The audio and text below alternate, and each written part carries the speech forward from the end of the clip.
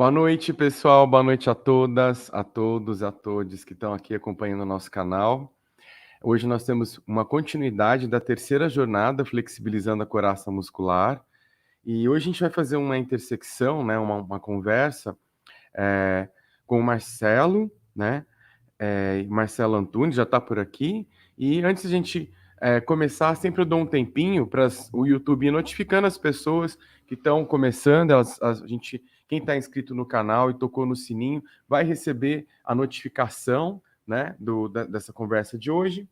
Bom, as nossas hashtags de hoje: hashtag Flexibilizando a Coraça Muscular, hashtag Reich, hashtag Psicomotricidade, hashtag Pensamento Funcional, hashtag Bioenergética e meu trabalho autoral, hashtag Corposofia. E a gente tem uma novidade muito interessante para anunciar para vocês hoje, né? Vou ver se eu consigo puxar essa novidade daqui, que eu coloquei na minha caixa de mensagens, né? A gente abrimos as nossas inscrições para o módulo básico da Corposofia e é uma alegria muito grande compartilhar com vocês essa abertura das inscrições. Vai estar no meu link da bio. Boa noite, Maria Eugênia. Maria Eugênia é uma parceira da Corposofia agora, bem-vinda. Não, boa noite. Boa noite, querida. Ela vai colocar nossos links de inscrição, qualquer dúvida, a gente vai começar o módulo básico em setembro, e vocês são muito acolhidos de coração nesse trabalho. E seguindo essas parcerias muito legais que a gente está fazendo aqui nesse canal, para conversar sobre o pensamento funcional, sobre o Reich, eu vou convidar o Marcelo Antunes hoje. Ele é fisioterapeuta, psicoterapeuta corporal, psicomotricista, fundador da formação, coordenador da formação AION de Psicomotricidade e atual vice-presidente da Associação Brasileira de Psicomotricidade. Bom, então, é uma conversa que a gente está preparando há um tempo, né, para um tempo já conversando para essa conversa acontecer, e a gente vai dar aí as boas-vindas.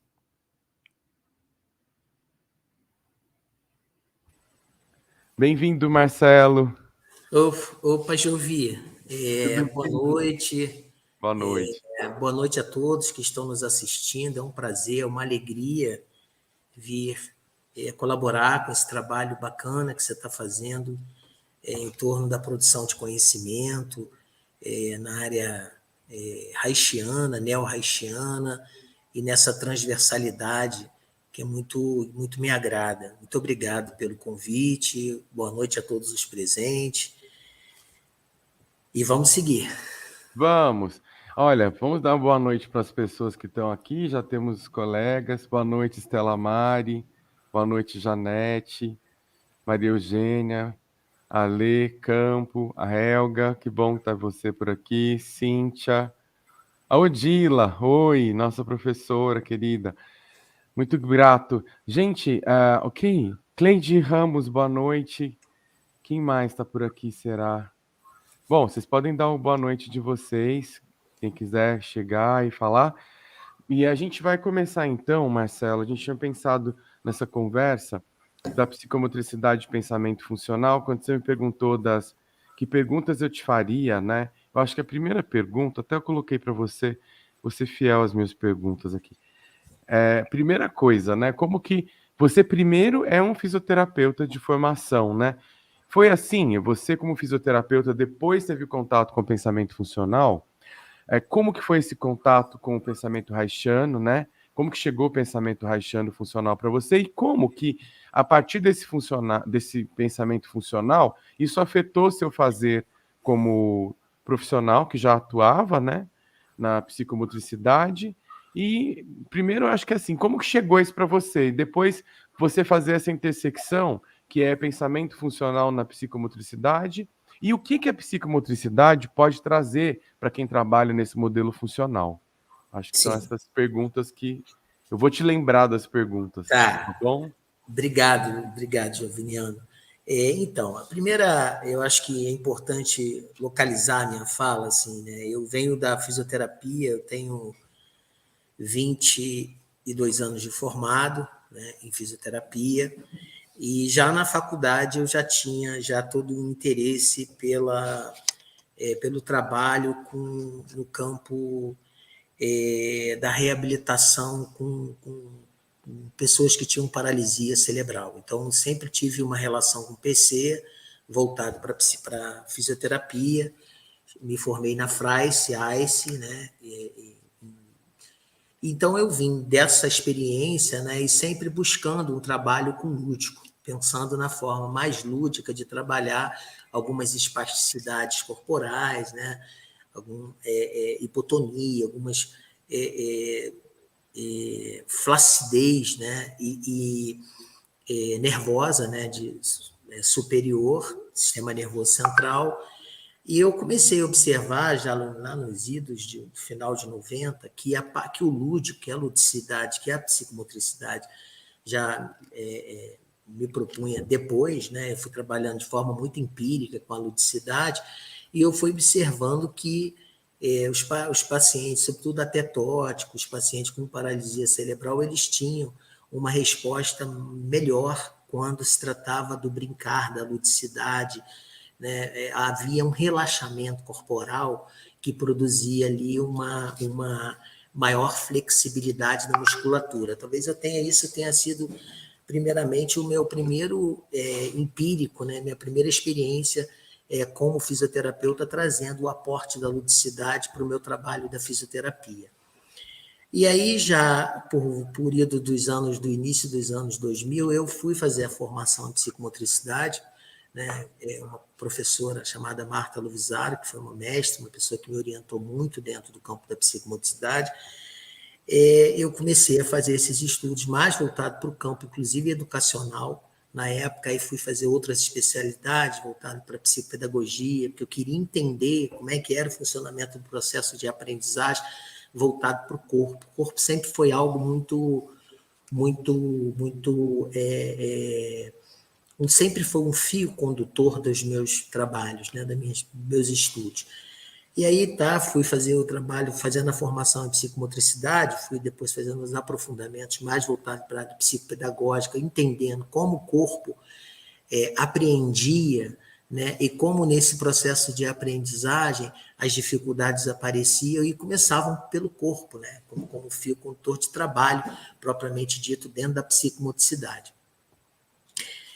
E aí eu fui fazer a minha primeira formação na área psi, depois da psicomotricidade, foi a psicanálise. Eu fiz uma formação em psicanálise no campo freudiano, onde estudei durante 4 anos, mais especificamente a relação de Freud, numa perspectiva lacaniana, e depois fui fazer uma trilha grande dentro do campo da clínica, atendendo, fazendo processo de formação, tripé formativo dentro da psicomotricidade, que seria o trabalho teórico, de aprofundamento teórico, o trabalho pessoal da minha própria formação enquanto psicomotricista, no meu trabalho terapêutico, né, vivenciado dentro do campo da psicomotricidade experimental, e o trabalho do processo de supervisão. Então, eu vim crescendo dentro desse tripé formativo, e aí encontrei o IFP, já na minha busca, atravessado também muito pela filosofia, né?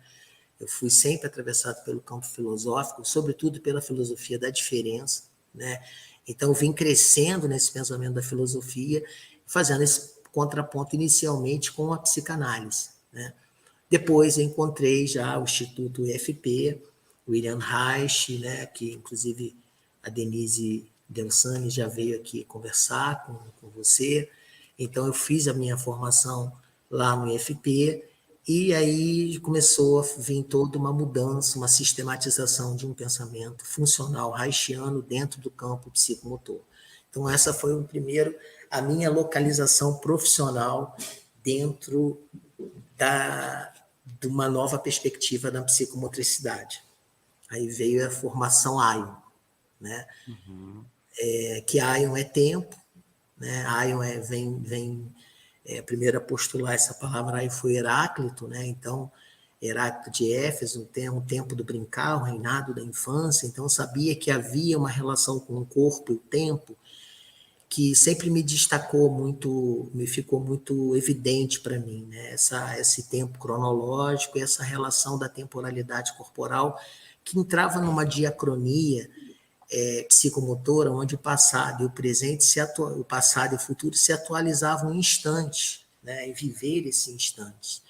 Então aí veio essa ideia básica da formação AIO, que não só tem o Reich, né? É importante dizer, eu desenvolvi um construto teórico em cima de 4 eixos teórico formativo, que primeiro foi um conceito que eu cunhei e desenvolvi, que eu chamo de ontologia do ínfimo, que tem toda uma construção teórica em cima desse conceito, né, que eu trabalho com as pequenas percepções, com o que eu chamo hoje de microrregulação corporal também, que vem dessa relação entre o diálogo tônico, que é algo muito específico da psicomotricidade, a comunicação, primeira comunicação infraverbal, que é uma comunicação muito primitiva do bebê, né, onde o bebê não responde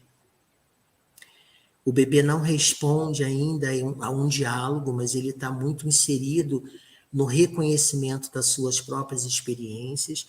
Então, essa comunicação infraverbal é muito importante, ela é infralógica, ela está relacionada ao próprio corpo, ao contato de acolhimento, né? O holding e o winnicottiano, dessa mãe suficientemente boa, que traz, que acolhe, o envelopamento corporal, isso é muito importante para o psicomotricista e também nessa perspectiva de uma apreensão desse menor, desse pequeno, desse ínfimo. Então, isso é um conceito cunhado pela formação que eu estou desenvolvendo, sobretudo a partir de uma poética também, né? Manuelina, que é um poeta muito interessante que eu gosto, que é o Manuel de Barros, que faz uma apreensão do ínfimo, das pequenas coisas, dessas apreensões muito ao nível da capilaridade dos afetos. Então, isso é um conceito também que me interessou muito, que me interessa, sobretudo do ponto de vista das intervenções, da forma de apreender o trabalho que eu faço, inclusive como didata da psicomotricidade. Depois vem a psicanálise, né? Basicamente, o Reich, Freud, Reich, Winnicott, Ferenczi são os autores fundamentais para o meu trabalho. Vem um conceito de psicoenergético, que é o conceito onde eu fundamento basicamente em cima de Reich. Então, Então, vamos lá.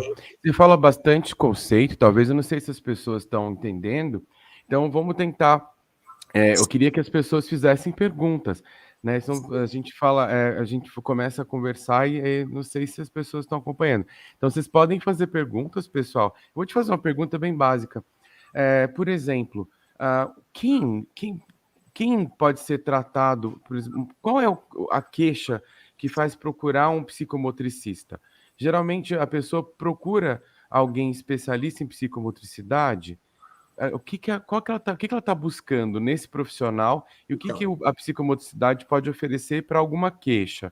Eu tenho uma amiga fonoaudióloga aí do Rio, não sei se ela está assistindo, que é a Suzana Didier, e ela vinha até aqui para Campinas estudar com um cara, psicomotricidade, e ela estudou aí e tudo, mas ela é fonoaudióloga, e eu achava tão interessante, gente, que a gente pensava de educação física, fisioterapeuta, mas como que é a psicomotricidade, ela atende? O que ela atende e o que ela pode ajudar num caso, né? E que você associou com o pensamento funcional, que te deu esse plus aí.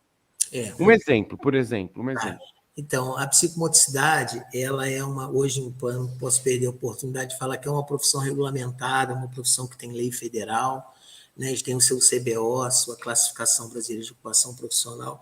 Então, bem, a psicomotricidade, ela inicia pelo campo da neurologia, então, ela é muito forte no campo desse processo de reeducação e terapia.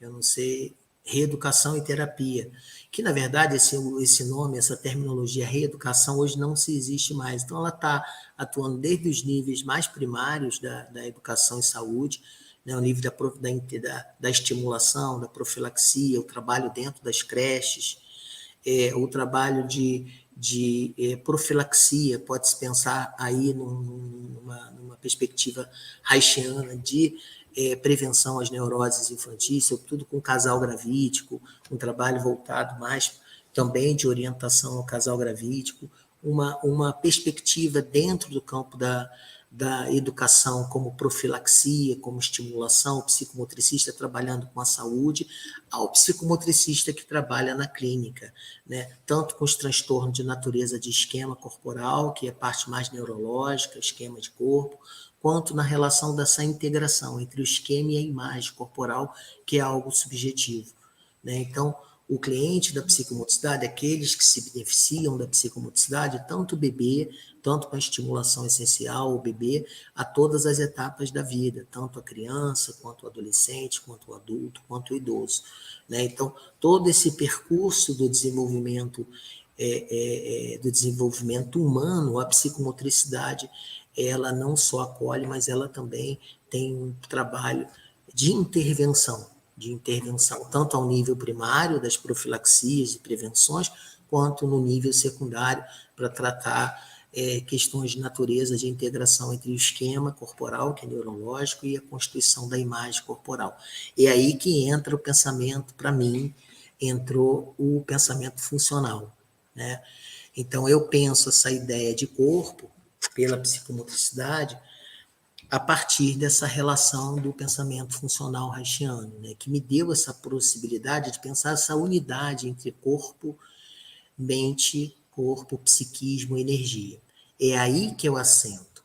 Quando eu trago a ideia do pensamento reichiano para o campo da psicomotricidade, eu assento, sobretudo porque eu começo a perceber lá nos estudos reichianos a valorização da contextualização do paradigma pulsional.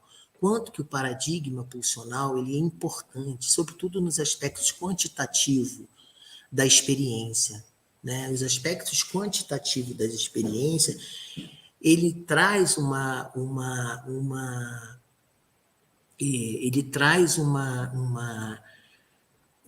experiência muito rica para o psicomotricista, porque dentro do percurso do desenvolvimento psicomotor, e ele começa bem numa perspectiva primitiva e arcaica, antes de corticalizar o movimento, essa experiência primitiva e arcaica, ela é muito de natureza tônica emocional, então o tônus sempre esteve na base da pulsionalidade, ele sempre esteve na base dos processos mais básicos da experiência humana, que é fundamentada, que está ancorada no processo pulsional.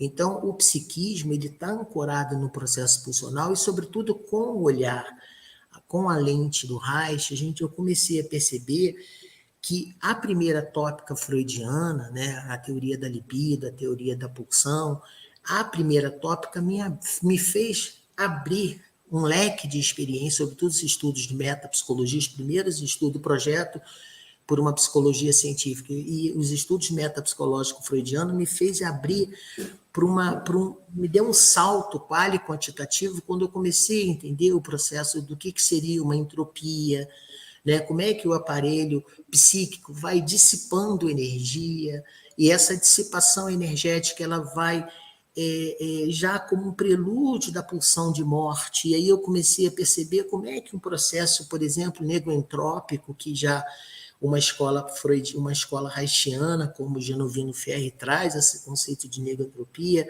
para um processo mais criativo, mais autopoético, como diz Maturana, um processo de autocriação, processo autopoético, onde a gente pode pensar a afirmação da pulsão de vida, né, um trabalho mais organizado dentro da estrutura do esquema e da imagem corporal, né, uma organização, inclusive, de um setting psicomotor, onde a gente pode trabalhar numa perspectiva de organização. Então, isso veio num crescente, essa primeira tópica freudiana, e eu comecei a perceber a valorização da segunda tópica freudiana no que diz respeito à entrada do id, do ego, do superego. Como é que se estruturava essa dimensão simbólica no corpo, não só por uma via do pulsional, mas também pela via do objetal. E aí eu comecei a perceber qual a função do brincar na relação da pulsionalidade. E aí eu trouxe um conceito muito interessante do Reich, que é o conceito de teoria da vida, que é a teoria da função orgástica, nos 4 tempos dessa teoria, e eu comecei a pensar como é que seria uma carga, como é que seria uma tensão interna, uma tensão endógena, como é que seria a carga de energia, como é que seria a descarga e o processo de relaxamento. Então, eu peguei esses 4 tempos, tensão, carga, descarga e relaxamento, e comecei a pensar o conceito de economia tônico-energética. Eu dei um nome, economia tônico-energética. Economia, porque está fundamentada a partir dos estudos metapsicológicos no que seja o prazer e o desprazer, porque é assim que funciona o aparato psíquico, na relação do prazer e do desprazer. E como é que está o prazer e o desprazer junto do tônus? A gente sabe que o prazer tem uma função parasimpática. Então, a função parasimpática, ele produz um relaxamento, ele produz expansão. Então, a economia do prazer na relação tônica tende ao processo de expansibilidade, expansão. E aí a gente pode perceber que a expansão tem uma relação com espontaneidade, com brincar livre, com brincar espontâneo, com os movimentos mais amplos, com a ludicidade e com como é que essa passagem do prazer para o desprazer também produz uma ressonância tônica. E essa ressonância tônica produz um processo de contração, né? Produz um processo de limitação do movimento. Então, eu comecei a perceber como é que a alegria, esses pares funcionais, alegria, tristeza, raiva, desprazer, né?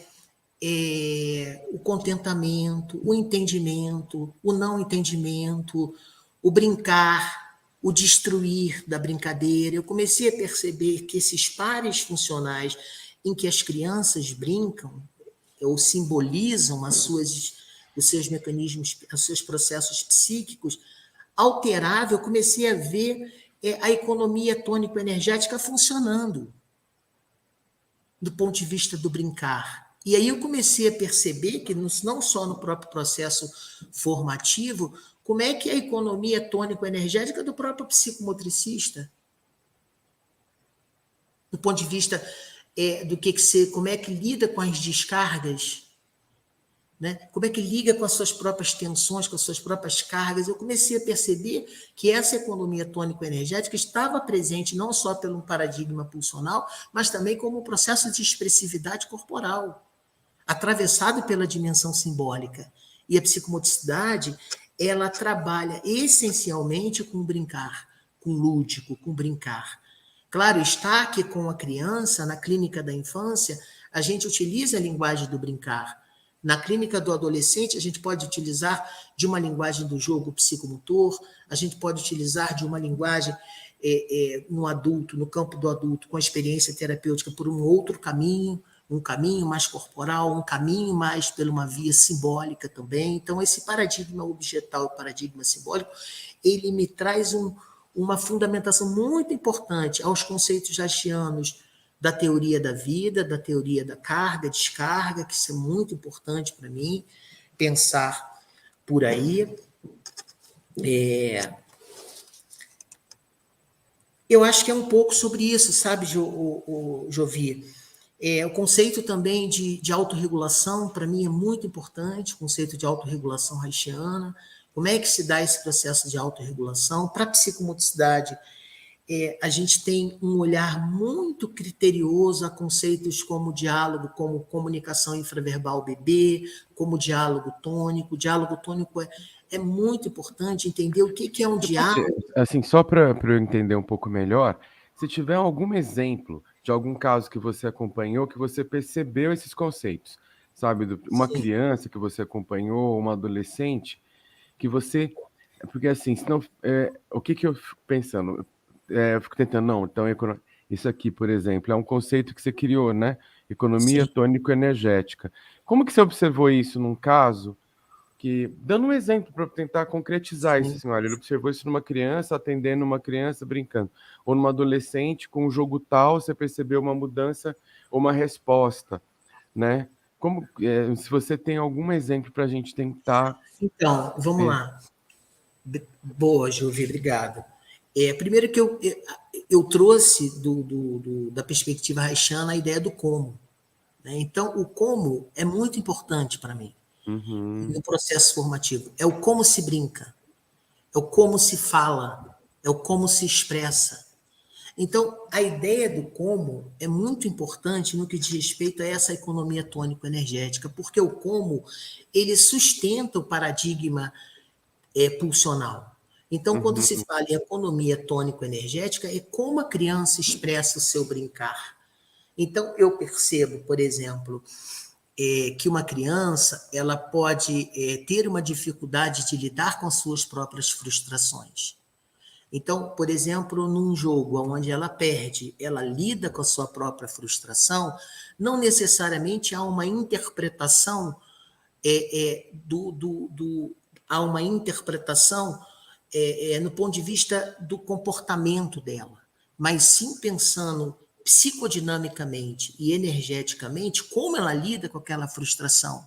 uhum. Ela lida chorando, ela tem uma relação, uma mudança de voz, uma mudança na postura corporal, uma mudança na sua relação tônica, na sustentação do seu olhar, ela entra numa postura, regressiva, ela fica numa forma de expressar a raiva dela pela frustração, ou mordendo, ou batendo, pegando um objeto e chutando esse objeto mais forte. Então, o como ele baliza a economia tônico-energética porque o como está sustentado no paradigma pulsional. E o corpo ele tem uma relação profunda com a sua expressividade simbólica. Então, desde as suas fantasias mais arcaicas, e aí é importante falar da construção da fantasia infantil, desde as fantasias mais arcaicas, a criança tem uma dinâmica pulsional.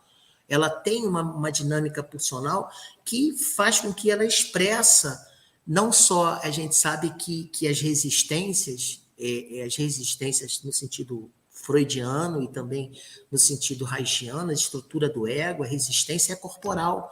Então, a resistência está toda no corpo. Então, como a criança se expressa, desvela para o psicomotricista, sobretudo para o olhar que tem da formação AIO, isso aí é muito específico da formação que tem a base no pensamento haitiano, desvela-se para o psicomotricista toda uma economia tônico-energética das suas necessidades. Eu, inclusive, digo para os meus clientes, para os formandos, e como pensamento, não só o como baliza, como brinca, é o como fala, o como se movimenta, é o como no processo da expressão. Tudo isso vai falar da estrutura caracteriológica do sujeito, da forma como ele se posiciona no mundo, né? Como é que ele realiza a sua satisfação em contato com a realidade, em contato com os outros, né? Com os outros. Então, eu acho que isso é uma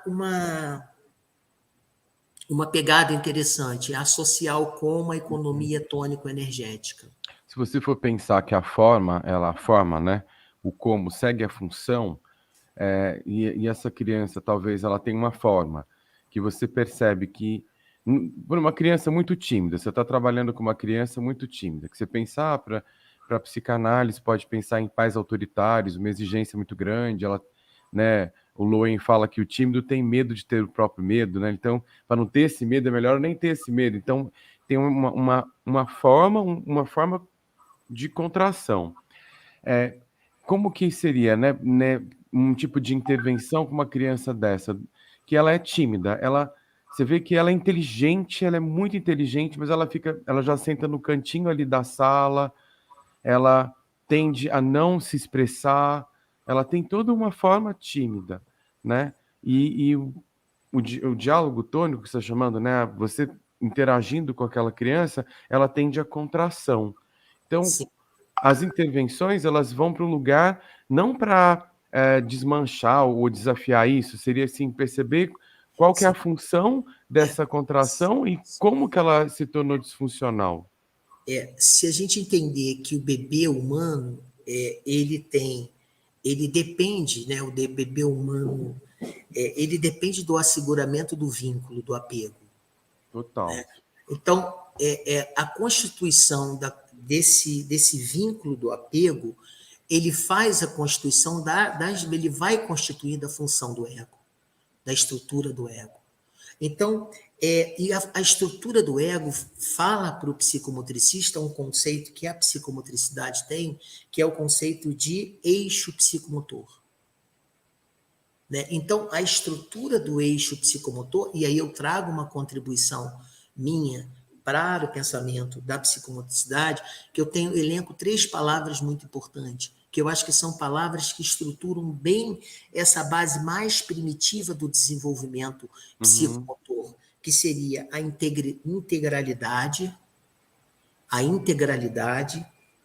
a mutualidade e a dignidade.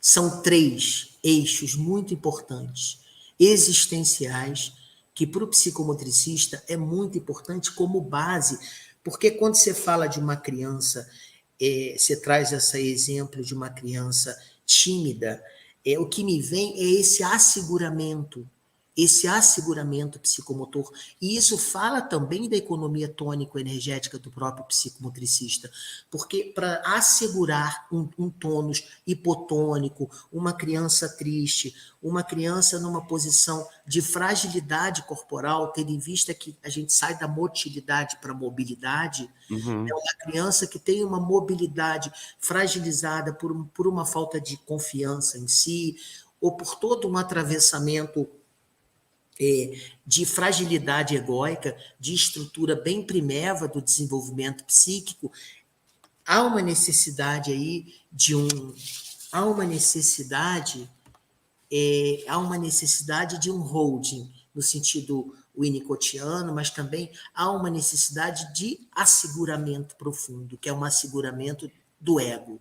E isso Você pode repetir? Você falou 3 coisas importantes. O eixo psicomotor seria... Esse eixo psicomotor, eu penso em 3 palavras que, ao meu ver, são muito importantes e fundamentais para o assentamento do aparato psíquico dentro dessa dimensão pulsional. É a vivência da integralidade entre esquema e imagem corporal, a relação da mutualidade, que é a capacidade mútua de se relacionar com o outro, e o senso de dignidade. Eu acho que o senso de dignidade, a integralidade, a mutualidade e a dignidade traz um senso do eu. E, por vezes, na clínica, a gente precisa retomar essas etapas primevas do desenvolvimento psicomotor, a fim de levar o sujeito, levar os nossos clientes a essa experiência de integralidade, de mutualidade, de dignidade, que, na verdade, é de respeito à vida. É o respeito à vida. Você está falando de estar em relação. Seria estar isso? Em relação, sim. Estar em relação. Isso é fundamental para a base da transferência corporal. Porque existe uma... Então, tem uma integralidade entre esquema e imagem corporal, a mutualidade, que é estar em relação, e a dignidade, seria isso, que é o senso do eu. Sim, isso. Olha, E isso vai... Estou tendo aula com você. Bom, eu achei legal, porque você é a primeira pessoa da psicomotricidade que está falando no meu canal. Obrigado, Júlio. Eu fico feliz. Bem-vindo, você me acompanha, você comenta as coisas. Sim. Eu falei, eu vou chamar ele. Bom, eixo psicomotor, eu acho que deu para entender o como e o que você está buscando, né? Você está buscando nessa constituição. E no corpo a gente tem uma linha média anatômica, né? Eu acho que tem esse eixo anatômico que você vai percebendo, né? Onde tem a forma, uma disforma, uma função, uma disfuncionalidade, um retraimento, ou expansivo demais, aí se perde também. Tem esses expansivos demais, né? Que aí também não tem esse eixo de percepção de sim, aí invade o outro. Isso Porque, tem a ver historicamente foram muito invadidos, então fica aquela coisa. Isso tem a ver com as caracterialidades. Sim. Né? Uma estrutura mais caracteriológica. Um outro conceito, Gilvi, que eu trago importante, que é o conceito de escuta. Né? Como é que o psicomotricista escuta? Qual é o tipo de escuta que a psicomotricidade desenvolve? Isso é muito também uma contribuição do meu pensamento. Eu acho Uhum. que a escuta psicomotora ela é uma escuta polifônica, né? Que é uma escuta corporal. Há uma polifonia no corpo. E essa escuta polifônica também ela é uma escuta polissêmica, porque há uma decodificação corporal. O psicomotricista ele faz uma decodificação corporal do tônus do outro. Ele decodifica corporalmente na relação. E essa decodificação corporal ela é uma decodificação analógica. Ela não é uma decodificação digital. Ela é uma decodificação analógica, porque é uma decodificação de ressonância tônico-afetiva. Então, o corpo do outro tem uma relação, uma constituição de ressonância tônico-afetiva dentro dessa decodificação analógica, corpo a corpo, que permite que o profissional, que o psicomotricista, o terapeuta, tenha uma leitura do que se passa no corpo do outro, um pouco do que o Reich chamou isso de sensação de órgão, num campo orgonótico.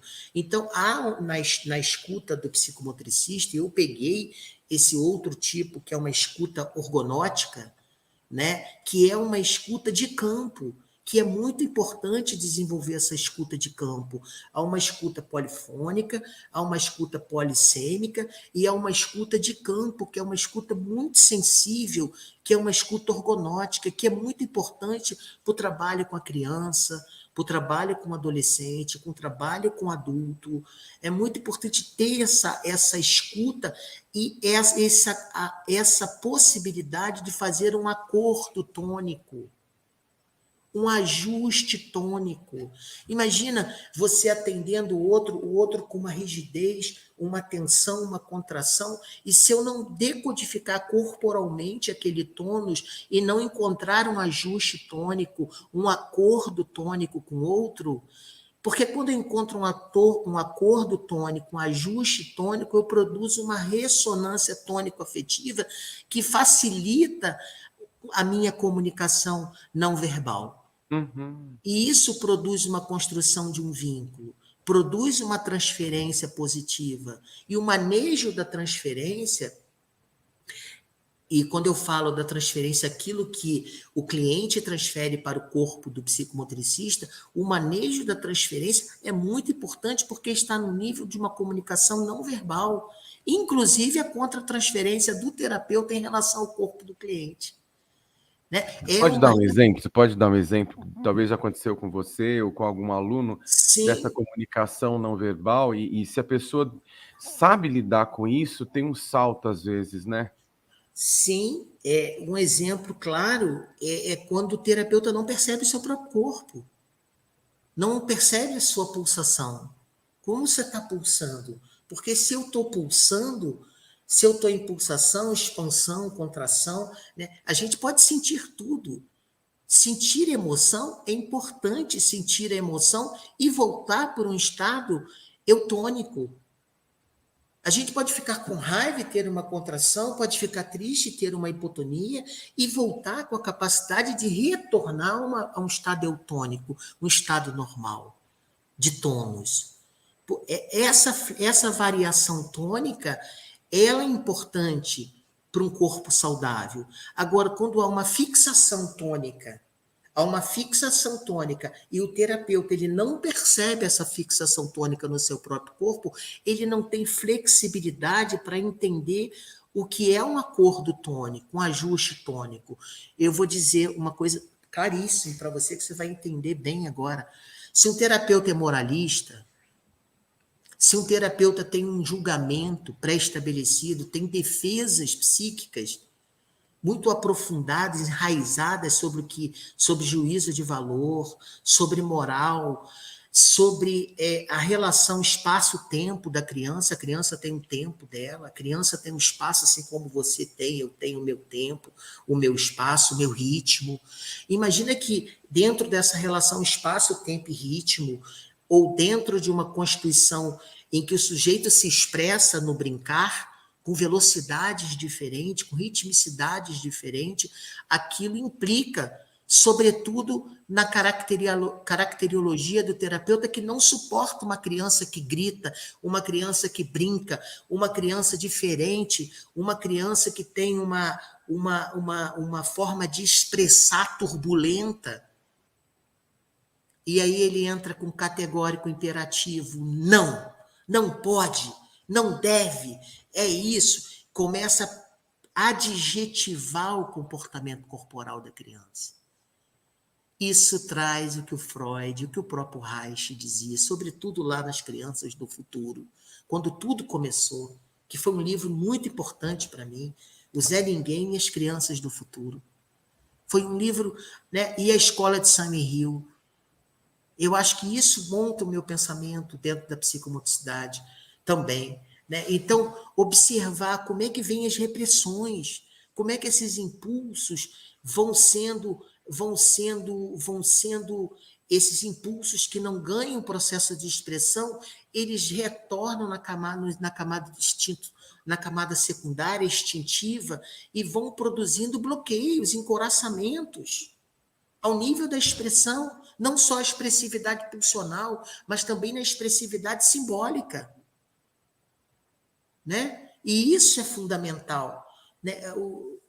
Isso para mim, e o coraçamento, ela pergunta como é que se relaciona com a coraça muscular. Sim, A Solange está nessa jornada, ela vai estar aqui, eu acho que semana que vem ou na a outra. coraça muscular, ela tem um nível pulsional, né? Se a gente for entender essa dinâmica da pulsionalidade, tem até um conceito que eu desenvolvi, que é o conceito de coxo psicomotor com CH e não com X.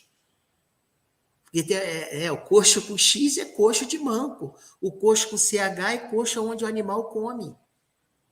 Serve como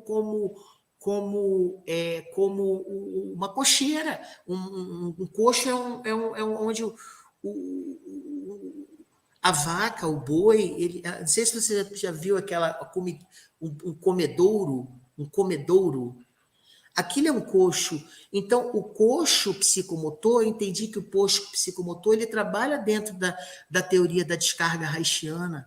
Então, você tem um coxo muito apertadinho, é um coxo que tem muita tensão e muita carga, e ele não tem descargas de prazer. E na medida que você vai tendo descargas de prazer, você vai ampliando o coxo.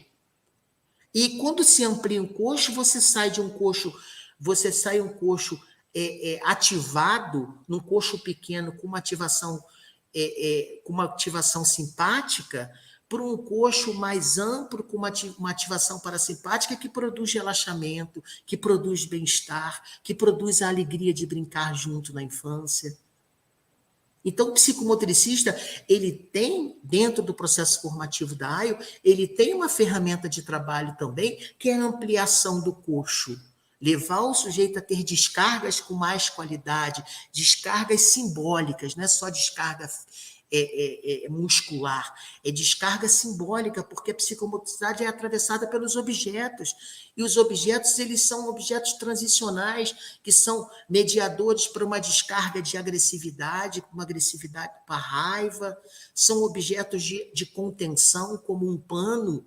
O pano leva a uma contenção, às vezes um processo regressivo, você traz um pano, um paninho, uma malha, você faz um contorno, você faz um envelopamento, você produz uma descarga parasimpática, você faz com que aquele corpo comece a fazer uma autorregulação, e quando aí vem um outro tópico importante, que é um outro conceito que eu acho interessante, que é o conceito de microrregulação, porque o conceito de microrregulação, ele tem uma relação profunda com tônus, porque é um trabalho tônico, é um trabalho em que o sujeito o psicomotricista pode fazer uma intervenção corporal no corpo do outro, com toque, né? E produzindo ali uma microrregulação corporal, né, suavizando, fazendo um abrandamento da estrutura da couraça, que isso é importante, não acirrar o processo da couraça, mas abrandar a couraça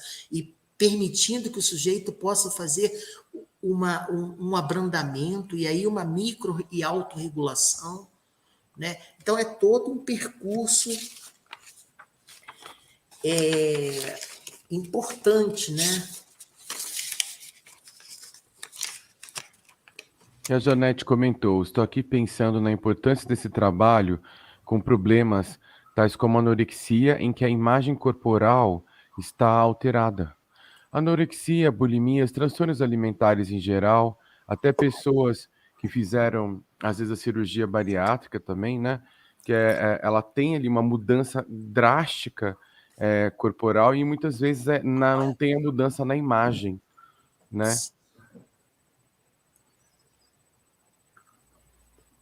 É. Tanto a anorexia quanto a bulimia, a gente sabe que está muito relacionada à oralidade. Né? A gente sabe que isso tem uma relação com oralidade. E a oralidade, ela é uma forma de expressar para o mundo. Então, se você tem uma oralidade reprimida, né? E isso tem uma relação com a economia tônico-energética dessa repressão. Porque falamos de carga de tensão. E não só carga de tensão no sentido do elan vital, dessa energia vital, mas também carga nessa estrutura da oralidade. Então, a psicomotricidade também trabalha com muita raiva oral, né? Colocando a raiva oral para fora. Então, não só com a toalhinha, a ideia do Reich é muito interessante, de expressar simbolicamente com a toalha a raiva. O psicomotricista trabalha também com crianças pequenas, com aqueles macarrões. Como é que a criança morde o macarrão? Às vezes instintivamente, porque eu falo uma coisa interessante, a criança não brinca com todos os brinquedos. Isso é importante. A criança brinca com os brinquedos que ela tem necessidade de brincar. Isso é uma coisa, inclusive, que a própria Brasil da Rocha, né, fala um pouco dessa relação do brincar. Né? Então, o brincar, ele tem uma relação da necessidade da criança. A gente precisa entender que a criança, quando brinca, né, é uma forma de expressão profunda dela criar metáforas instintuais, metáforas simbólicas sobre uma relação profunda dos seus instintos primitivos, dos seus instintos primários, que está na base da pulsação, da estruturação do psiquismo. Então, o como, para mim, é muito importante. O como, se vai uma pessoa com anorexia, com transtornos somatomórficos, de estrutura de esquema e imagem corporal, não entendendo muito o corpo, é preciso entender a natureza disso, porque isso não é tão simples. Às vezes você pode ter processos de somatomórficos, né, por alteração primitivas do desenvolvimento psíquico, né, inclusive intrauterino. É preciso colocar um olhar sobre esse processo para não escorregar num diagnóstico, num processo enfim. Então, é preciso buscar intervenções de forma lúdica. A psicomotricidade traz o envelopamento, o processo mais de oralidade. A psicomotricidade traz as bases de acolhimento, de sustentação de um vínculo, de apego profundo, de estruturação, de um asseguramento profundo da estruturação egóica a partir dos objetos. Então, é importante objetos que eu uso muito no consultório, mesmo com adultos, na minha clínica com adulto, objetos da psicomotricidade. Estou sempre utilizando, criando a pulsionalidade ao objeto, levando a pulsionalidade para o objetal, tanto para o desenho, tanto para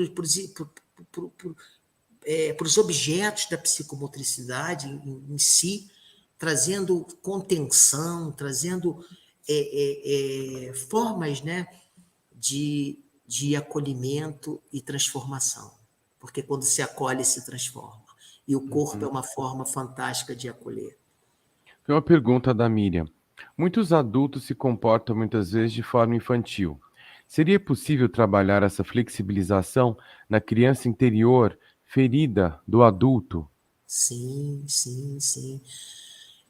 Olha, Miriam, o brincar numa perspectiva funcional, né? E aí a psicomotricidade numa perspectiva funcional, ela traz recursos fantásticos. Primeiro, da escuta, né? Como é que escutar? Como se escuta um adulto com uma criança em sofrimento? Como se escuta? De que lugar é essa escuta? Quais são as queixas? O sofrimento que essa criança traz? A base da expressividade psicomotora, as resistências são muito latentes, porque os conteúdos latentes, que são os conteúdos inconscientes, eles se desvelam no corpo e na ação corporal. Não é só um ACT, numa estrutura navarriana, não é só um ACT psicomotor que a gente acessa as camadas de resistência do corpo. Nós acessamos as camadas de resistência corporais pelos jogos psicomotores, pelo brincar. Toda a caracterialidade, o sofrimento de um sujeito vai para a latência corporal. E não só a latência corporal, a latência expressiva do corpo. Desde muito cedo. Tá certo que as crianças são menos encouraçadas, mas os adultos encouraçados com suas crianças feridas, eles trazem uma dinâmica psicomotora específica na relação dos primeiros processos infantis que a criança aprende, que era o dar e receber. A primeira coisa que a criança aprende na vida é dar e receber. Quando ela passa da comunicação infraverbal para o diálogo tônico, ela responde a gracinha da mãe, a gracinha do pai, ou de quem representa esse lugar. Guti-guti, gugu. A criança abre um sorriso e te dá um sorriso de volta. Né? Eu falo até uma coisa que eu tenho estudado atualmente, que é a da sombra do objeto. Muitas vezes, quando o terapeuta fica à sombra do objeto, porque o impulso, a pulsão, ela tem como finalidade a satisfação. E ela tem um objeto de satisfação. O próprio corpo é um objeto de relação. É o primeiro corpo, o primeiro objeto de relação da criança é o próprio corpo. É sentir no próprio corpo a relação com o outro. Imagina que você vê o rosto da mãe, um bebê, quando vê o rosto da mãe, ele conhece o rosto da mãe, ele não pensa no rosto da mãe. Existe o não pensado, existe o conhecido do não pensado. A criança conhece, o bebê conhece a voz do pai. Conhece o rosto da mãe. Não significa que ele pensa. Mas há uma decodificação corporal analógica. Essa decodificação corporal analógica vem de uma coisa básica da psicomotricidade, que é o balanço tônico. Sabe o que é o balanço tônico, Jovi? É o ninar. O ninar, você pegar e fazer isso aqui. Isso tem um ritmo arcaico do corpo da mãe. Isso aqui tem em memórias somáticas nessa experiência. Há uma fusionalidade profunda nessa relação psicossomática do corpo da mãe. Isso é o ninar, é o balanço tônico. E muitas vezes, o quanto é importante em algumas estruturas voltar ao balanço tônico.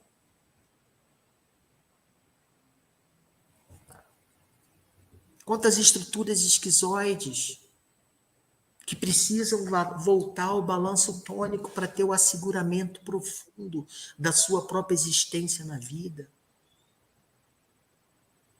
O seu próprio lugar, o seu eu, o seu lugar de existir na vida. Isso é profundo.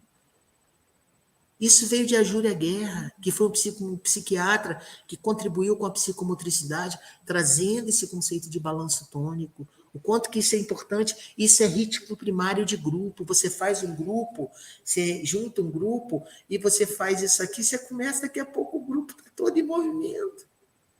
Está todo pulsando num balancinho tônico, que é um ritmo básico da vida.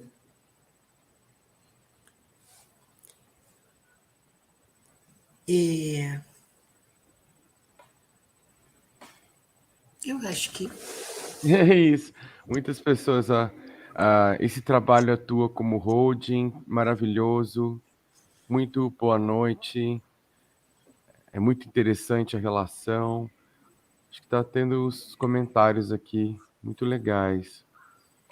Bom, pessoal, a gente está com um tempo bom aqui já de conversa. Se alguém tiver alguma pergunta, alguma questão para fazer ainda, a gente pode fazer antes de finalizar. Mas eu achei muito legal a sua contribuição, né, Marcelo? Acho que Obrigado. para esse lugar que é esse trabalho do balanço que você está falando, né? Que às vezes você não consegue fazer isso se você está naquela maca ou naquela divã, deitado, uma concha, etc. Mas você tem que criar, Ah, eu já fiz isso várias vezes, várias almofadas assim, né? E você sim, simplesmente está ali, né? E aí muda completamente a forma da pessoa se perceber, porque se sentir recebida e acolhida nesse balanço, né? sim. Muito bonito isso. E Jovi, eu queria dizer uma coisa que eu não posso esquecer. A psicomotricidade trabalha com a liberdade de movimento, de expressão. Então, é na liberdade de movimento, de expressão, na liberdade genuína, que a gente fala as nossas verdades. Então, o impulso é libertador. Por isso que cada vez mais eu venho e vou me comprometer aos estudos, sobretudo os estudos da orgonótico, do movimento da infância. Porque eu acho que aí, nesse movimento mais orgonótico, nesse movimento mais sensível de escuta, é possível um trabalho profundo de autorregulação e microrregulação para a infância, inclusive para a infância de todas as idades. É importante Uhum, dizer uhum. isso, a infância de todas as idades. Muito bom. Que a Cíntia dizendo, você nos encanta, Ah, bravo, Cidinha. O Paulo, gostei disso do balanço tônico, estudei psicomotricidade relacional aqui em Recife, no ícone. Fui direto para lá agora, gostei desse conceito. sim, obrigado. Muito obrigado, Marcela, Solange agradecendo. Eu queria fazer uma leitura de uma poesia que eu separei para a gente. Ah, que lindo. Tem muitas pessoas te agradecendo, ó. O Paulo falando, o Paulo trabalha bastante com a coisa do Orgone, né? A Geisa agradecendo, mandando um Kátia. Muito interessante a abordagem da psicomotricidade com a contribuição de Reich. Esse é um diferencial do trabalho do Marcelo. Sim, a Kátia é uma querida, uma amiga, colaboradora da formação, uma A pessoa. Miriam, Suzy, maravilhoso e engrandecedor, tudo, todos os conceitos, a emoção do Marcelo. Lindo, me sinto tocada, que lindo. Estou gostando de conhecer o movimento da alma. A Vera está dizendo, Marcelo nos ajuda a pensar na psicomotricidade diferencial. Muita gratidão. Tem mais alguém? As pessoas estão conversando agora, então a gente está se despedindo. Muito interessante. Relicário Sênior. Estão abertas as inscrições para a formação com turma ser iniciada no próximo outubro? Ah, é verdade, a formação AIO está com inscrições abertas para o módulo educacional e módulo clínico, início em outubro, Bom, verdade. E eu queria fazer a divulgação do seminário. A gente tem um seminário, são 3 encontros sobre a ontologia do ínfimo. A gente trabalhou o primeiro encontro entre a economia, entre o diálogo tônico e a economia tônico-energética. No dia 20 de agosto, nós iniciaremos o tema da sombra do objeto na psicomotricidade, e no dia 3 de setembro, sobre o coxo psicomotor. É de 9 a meio-dia e 30. é. Ele é presencial, mas ele também pode ser híbrido também. Uhum. E aqui na notinha, no rodapé, tá passando aqui, né? Todos os seus. O jeito das pessoas te encontrarem, né? Tem aqui, quer ver? Vai aparecer seu nome daqui a pouco. Pensamento funcional haitiano na psicomotricidade. Marcelo Antunes, está lá. www.ionpsicomotricidade.com.br, Instagram, @ionpsicomotricidade, _ o e-mail mvantunes@live.com. São seus. Quem quiser continuar falando com você, né? Você pode mandar também esse flyer para o meu colocar no Telegram. Quem quiser continuar falando com você, o nosso Telegram, pessoal, se vocês entrarem no Instagram da Corposofia, tem um Linktree. E lá vocês vão ter o direto link para o Telegram. No meu Instagram, às vezes eu mudo muitos links da bio. Lá tem um Linktree. E no Telegram, vocês vão ter lá o link da gravação da fala do Marcelo e também dessa conversa do seminário dele, que eu posso ajudar ele a divulgar, quem gostou, né, do jeito dele conversar. E que é isso, né, Marcelo? As pessoas se conectam com a gente. Hoje, conversar com a gente pelo vídeo, as pessoas conectam com a gente mais do que ler um panfleto, né, e ler um site, assim, as pessoas estão sentindo você nesse campo, né? Obrigado, Jovi. Eu Muito bom. agradeço muito a sua Vamos para o seu generosidade. poema, estou curioso.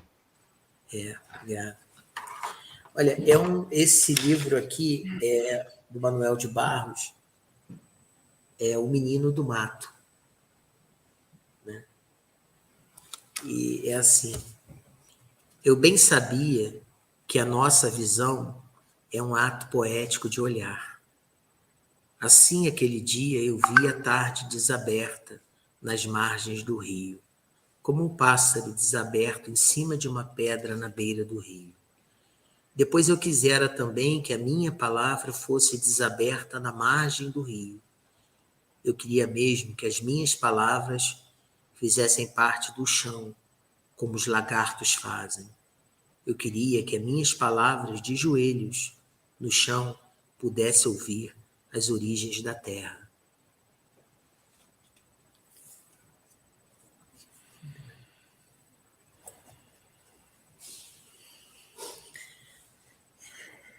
Isso, Juvi. Muito bom. Obrigado. Fico muito feliz. Good vibes, a Mônica mandou. Muito grato, Marcelo. Seja bem-vindo aí, volte, né, para trocar mais ideias, para conversar.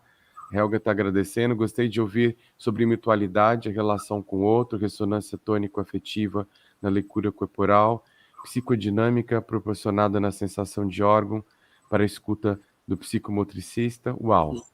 Muito lindo, a Janete está dizendo. Muito grato, gente. É isso, querido. Um abraço. E aí, olha, a gente vai ter o Marcelo no próximo volume do nosso Flexibilizando a Coraça. Vai ser muito bom te ler. Muito grato, Obrigado. querido. Grato, Kátia. Grato, Obrigado. pessoal. Obrigado, Marcelo. Obrigado, Jovi. Grato, pessoal, por estar aqui com a gente até agora. Dizendo para vocês que semana que vem a gente tem mais uma pessoa aqui para conversar com a gente. A gente tem bastante convidados para essa terceira jornada que estão compondo aí, né? Esse volume que a gente está elaborando junto sobre diversas formas de se ver as contribuições desse pensamento funcional e da flexibilização da couraça, né? Aqui quem vai estar semana que vem. Boa noite, pessoal. Até semana que vem, espero vocês. A Solange vai estar por aqui, a gente tem vários convidados ainda para passar. Dizendo para vocês que a gente está já acho que não sei se a Maria Eugênia está por aí, a gente já está com as inscrições abertas do nosso módulo básico da Corposofia, que são 12 oficinas que eu preparei, uma oficina para cada segmento da couraça, né? E cada segmento a gente vai ter uma reflexão, exercícios, ativações, mas também e principalmente um trabalho de se conhecer. E as questões que me atravessam não são minhas questões, são questões que compõem também uma comunidade de destino, que é a humanidade. Então, entrem lá no www.corposofia.com.br e vocês já vão ter o link de inscrição. Qualquer dúvida podem me procurar. E sejam bem-vindas, bem-vindos, bem-vindes aí nas terças à noite comigo a partir da segunda quinzena de setembro. Que aí não é assim pelo YouTube, né? É um grupo que a gente interage e é muito legal. Bom, muito grato, pessoal. Aqui tem As inscrições já estão lá, eu posso conversar com vocês. Grato, Relicário, foi sensacional. É isso, gente. Até semana que vem.